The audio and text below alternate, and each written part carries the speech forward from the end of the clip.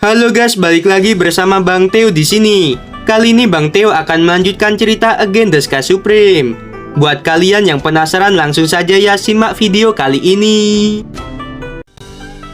Pada saat ini, Li Shuyue yang baru saja terkena tebasan cahaya pedang Mu Mengyi, tubuhnya menjadi hancur seketika. Semua murid melihat Mu Mengyi yang mendarat di arena.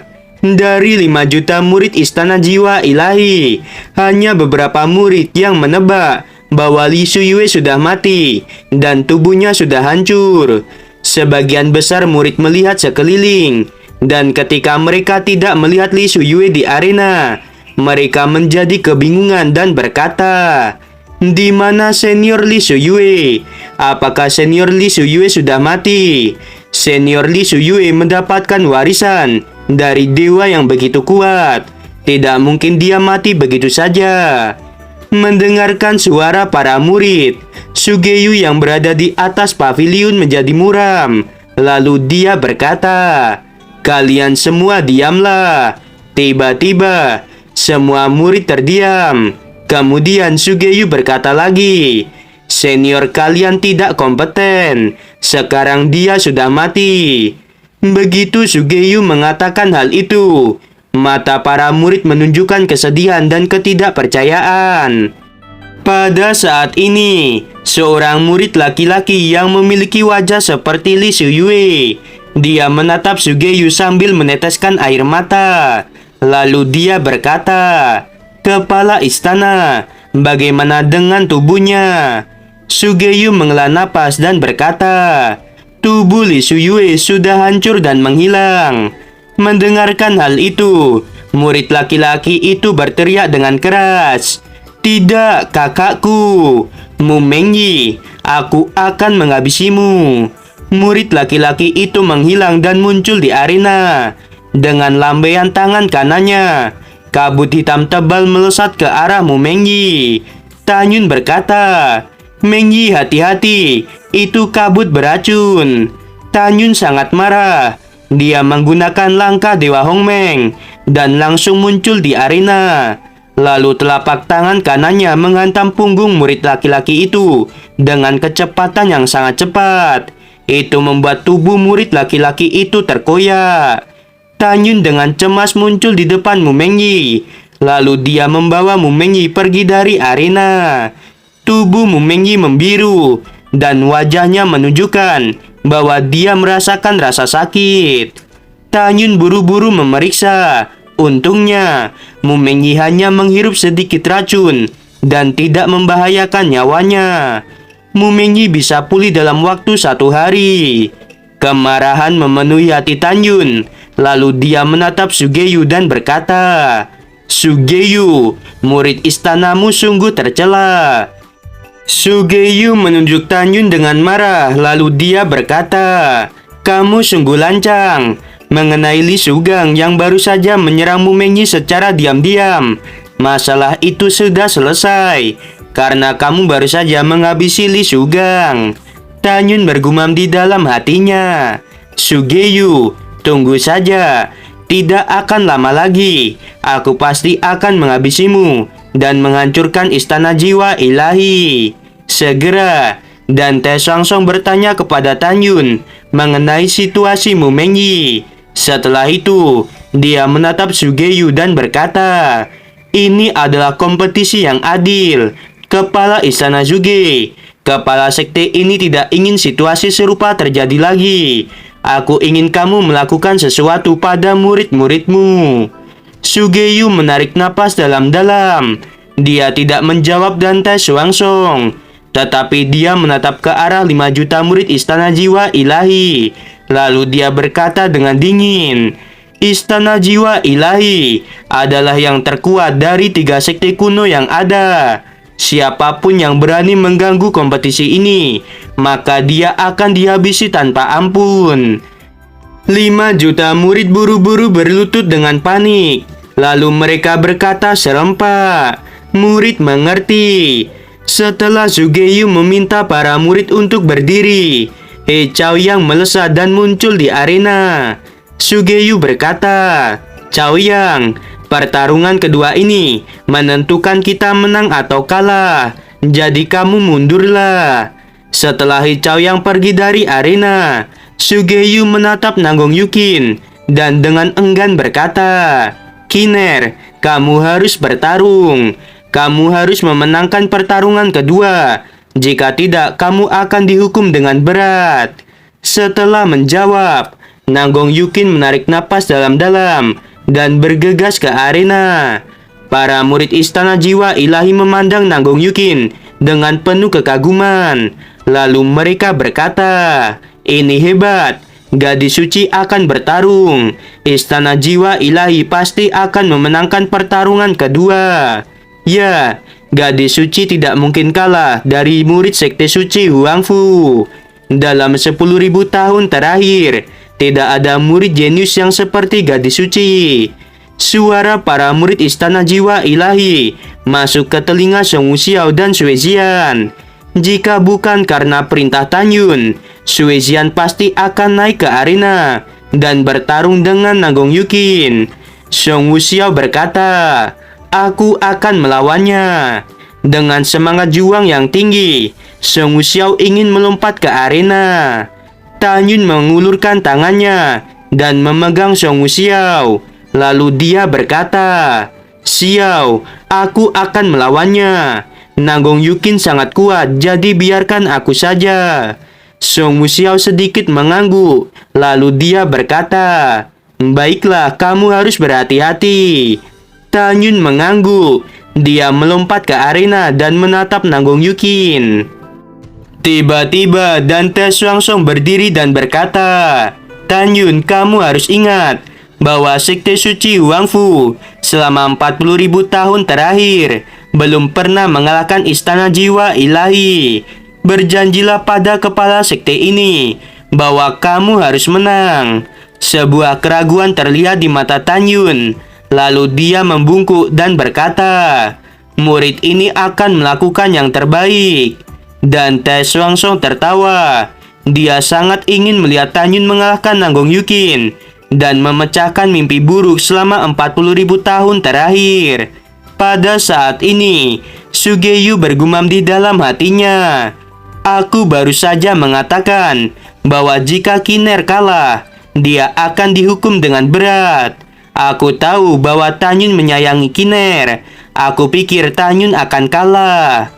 Aku juga tidak percaya bahwa 10 tahun yang lalu, saat di Sekte Abadi, aku tidak percaya bahwa Tan Yun mengalahkan Kiner saat itu." Suge-yu menyimpulkan bahwa pertarungan kedua kali ini akan dimenangkan oleh Istana Jiwa Ilahi. Para murid Istana Jiwa Ilahi berteriak, "Gadis suci, cepat habisi Tan Yun." Tan Yun tiba-tiba menyeringai. Dia menatap Nanggong Yukin dan berkata, "10 tahun yang lalu, aku pernah mengalahkanmu sekali. Hari ini, aku akan mengalahkanmu untuk kedua kalinya." Nanggong Yukin melambaikan tangan kanannya, dan sebuah pedang muncul. Dia menunjuk Tan Yun dan berkata dengan acuh tak acuh, "Rasa malu yang aku dapat 10 tahun yang lalu, aku pasti akan membalasnya." Suge-yu menatap ke arah Nanggong Yukin dan Tan Yun. Dia mengerutkan keningnya. Dia tahu bahwa Nanggong Yukin dan Tan Yun sedang berakting seperti saling membenci. Suge-yu bergumam di dalam hatinya, "Kalian bisa membodohi semua orang, tetapi tidak untukku." Ketika Suge-yu bergumam, Tan Yun menggunakan formasi pedang Dewa Hongmeng. Dalam sekejap mata, 11 pedang dengan 11 atribut keluar dari cincin Qiang Kun Tan Yun. 11 pedang itu melayang di sekitar arena dan membentuk sebuah lingkaran. 11 pedang itu mengeluarkan cahaya dan membentuk formasi pedang Dewa Hongmeng. Formasi ini membuat semua orang tidak bisa melihat apa yang ada di dalam formasi. Pada saat ini, mata semua orang tertuju pada formasi pedang Dewa Hongmeng. Mereka merasakan getaran hebat yang berasal dari dalam formasi pedang. Semua orang mengira bahwa Tan Yun dan Nanggong Yukin sedang bertarung mati-matian di dalam formasi pedang. Sebenarnya, pedang terhormat tingkat tinggi yang dibuat oleh Tan Yun, yaitu Xiaozi. Pedang itu menebas-nebas formasi pedang Dewa Hong Meng. Hal itu membuat semua orang mengira Tan Yun dan Nanggong Yukin sedang bertarung. Di dalam formasi pedang, Tan Yun memandang Nanggong Yukin dengan penuh kasih sayang. Lalu dia berkata, "Formasi pedang ini dapat menghalangi pandangan semua orang. Tidak akan ada yang bisa melihat kita sekarang ini." Nanggong Yukin mengangguk. Dia menatap Tan Yun dengan penuh kasih sayang. Sentuhan rasa malu muncul di wajahnya yang cantik. Lalu dia berkata dengan lembut, "Tadi malam aku sudah bertanya padamu. Kamu belum menjawabnya." Tan Yun memandang Nanggong Yukin dengan lembut. Lalu dia berkata, "Tadi malam aku tidak punya waktu untuk menjawab. Tapi sekarang ini aku akan menjawabnya."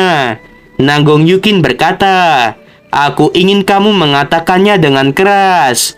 Tan Yun menarik napas dalam-dalam dan berkata dengan keras, "Aku tidak menyukaimu, tapi aku mencintaimu." Sambil mengatakan hal itu, Tan Yun berjalan menuju Nanggong Yukin selangkah demi selangkah. Jantungnya berdetak dengan kencang. Nanggong Yukin berkata, "Aku juga mencintaimu." Nanggong Yukin meneteskan air mata. Lalu dia melesat dan muncul di depan Tan Yun. Tan Yun menatap Nanggong Yukin yang menangis di dekatnya. Dia mengulurkan tangannya, memegang pipi Nanggong Yukin. Tiba-tiba Tan Yun menundukkan kepalanya dan mencium bibir Nanggong Yukin dengan penuh gairah. Nanggong Yukin menutup matanya dan tubuhnya gemetar. Hatinya dipenuhi dengan kegembiraan. Pada saat ini, Tan Yun membuka matanya. Hatinya dipenuhi dengan kesedihan dan kegembiraan. Air mata menetes di pipinya. Hal yang sama berlaku untuk Nanggong Yukin. Setelah beberapa saat, mereka menarik bibir mereka masing-masing dan keduanya berpelukan. Nanggong Yukin memeluk Tan Yun erat-erat dan berkata, "Tan Yun, hatiku terasa sakit. Apakah kamu tahu, saat aku memelukmu saat ini, hatiku semakin sakit. Aku memang mencintaimu, tapi mengapa cintaku penuh dengan kesedihan?" Tan Yun, apa yang terjadi pada kita berdua? Pada saat ini, Tan Yun dan Nanggong Yukin merasakan hal yang sama. Tan Yun merasakan bahwa hatinya seperti kehilangan sesuatu. Tan Yun menundukkan kepalanya dan mengusap air mata Nanggong Yukin. Tan Yun berkata, "Yukin, keterampilan penyembuhanku tidak tertandingi di dunia ini. Tidak akan ada yang lebih baik dariku. Kamu diamlah terlebih dahulu. Biarkan aku melihat penyakit jantungmu. Aku pasti bisa mengobatinya dengan baik." Nanggong Yukin menyeka air matanya dan berdiri dengan tegak. Tan Yun berkata, "Tenangkanlah pikiranmu dan jangan melawanku." Tan Yun menutup matanya. Dia melepaskan kesadaran spiritualnya ke dalam jantung Nanggong Yukin. Setelah beberapa saat, tubuh Tan Yun bergetar. Dia menemukan bahwa jantung Nanggong Yukin dipenuhi dengan gumpalan darah berwarna ungu. Tan Yun tiba-tiba membuka matanya dan berkata dengan panik, "Yukin, penyakit jantungmu disebabkan oleh kesedihan yang berlebihan. Apakah kamu tinggal di gunung es untuk menekan penyakit jantungmu?" Nanggong Yukin tampak kebingungan dan mengangguk. Lalu dia berkata, "Ya, aku berlatih di gunung es dalam beberapa tahun terakhir." Tan Yun berkata dengan marah, "Sialan, siapa yang memberimu ide seperti itu? Ingatlah mulai sekarang, jangan berlatih di gunung es. Jika tidak, hawa dingin akan masuk ke dalam jantungmu. Jika itu diteruskan, kamu pasti akan mati." Nanggong Yukin mengangguk dan berkata, "Baiklah, aku akan mengingat hal itu." Tan Yun berkata, "Yukin, kamu yakinlah aku akan menemukan cara untuk menyembuhkan penyakit jantungmu. Katakan padaku, selain penyakit jantung, apakah ada lainnya?" Nanggong Yukin berkata dengan jujur, Sejak lebih dari 9 tahun yang lalu, ketika aku pikir kamu sudah mati dan rambutku berubah menjadi putih, aku sering mengalami sakit kepala. Tanyun berkata, kamu jangan memikirkan apapun, biarkan aku melihat jiwamu. Kemudian Tanyun dengan lembut memanipulasi kesadaran spiritualnya untuk masuk ke dalam pikiran Nagong Yukin. Dia tiba-tiba membuka matanya dan berkata, ingatan yang hilang. Aduh guys, episode kali ini puas banget ya. Nagong Yukin dan Tanyun akhirnya memiliki waktu berdua dan saling melampiaskan perasaan mereka. Aduh, adegan adu mulut mereka juga jos. Yang jomblo harap sabar ya. Sebelum video berakhir, Mimin mau bilang sungguh membagongkan. Terima kasih. Aduh guys, lagi record mah hujan gini ya. Untung dah selesai.